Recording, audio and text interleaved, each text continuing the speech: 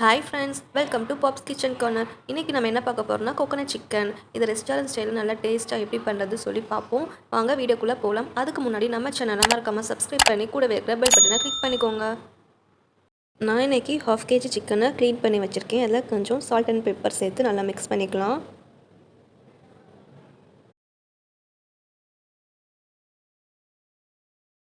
சால்ட்டும் பெப்பர் போட்டு நல்லா மிக்ஸ் பண்ணியாச்சு. இது ஒரு ஓரத்தில் இருக்கட்டும். ஒரு பேனில் கொஞ்சம் எண்ணெய் ஊற்றிக்கலாம். எண்ணெய் ஹீட் ஆனதுக்கப்புறம் 3 ஏலக்காய், 2 பட்டை, 3 கிராம்பு, 1 நட்சத்திரம், 2 பிரிஞ்சி இலை சேர்த்துக்கலாம். 2 வெங்காயம், 2 பச்சை மிளகாய், 2 காஞ்ச மிளகாய் சேர்த்து நல்லா ஃப்ரை பண்ணிக்கணும். வெங்காயம் நல்லா கோல்டன் ப்ரௌன் கலரில் வரணும். 2 டேபிள் ஸ்பூன் இஞ்சி பூண்டு விழுது சேர்த்துக்கலாம்.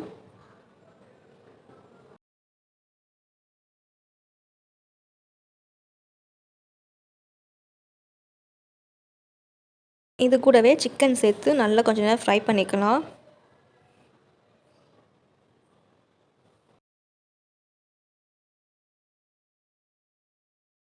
இப்போது மசாலா ஆட் பண்ணிக்கலாம். ½ டீஸ்பூன் மஞ்சள் தூள், 1 டேபிள் ஸ்பூன் மிளகாய் தூள், 1 டேபிள் ஸ்பூன் கொரியாண்டர் பவுடர் சேர்த்து நல்லா மிக்ஸ் பண்ணிக்கலாம்.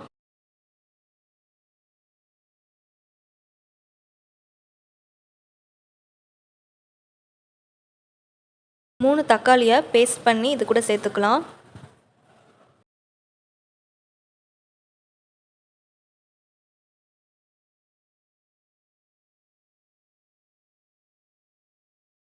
½ லெமன் ஜூஸ் சேர்த்துக்கலாம். நான் இன்றைக்கி ½ லெமன் ஜூஸ் தான் சேர்த்துருக்கேன். நீங்கள் 1 லெமன் ஜூஸ் கூட சேர்த்துக்கலாம்.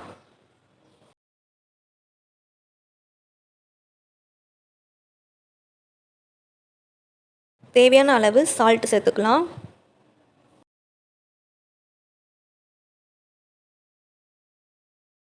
நல்ல திக்கான கோகோனட் மில்க் 1 கப் சேர்த்துக்கலாம். சேர்த்து நல்லா மிக்ஸ் பண்ணணும்.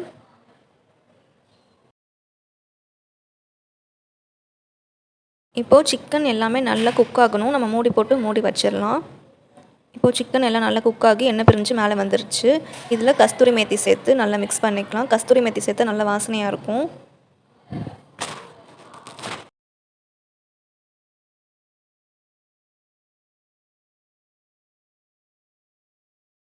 அவ்வளோதான் ஃப்ரெண்ட்ஸ், நல்ல டேஸ்டியான கோகோனட் சிக்கன் ரெடி. நீங்களும் வீட்டில் ட்ரை பண்ணி பார்த்துட்டு எப்படி இருக்குது சொல்லி கமெண்ட் பாக்ஸில் கமெண்ட் பண்ணுங்கள். இந்த ரெசிபி உங்களுக்கு பிடிச்சிருந்தா லைக் பண்ணுங்கள், ஷேர் பண்ணுங்கள், மறக்காமல் சப்ஸ்கிரைப் பண்ணி கூடவே இருக்கிற பெல் பட்டனை கிளிக் பண்ணுங்கள். தேங்க்ஸ் ஃபார் வாட்சிங்.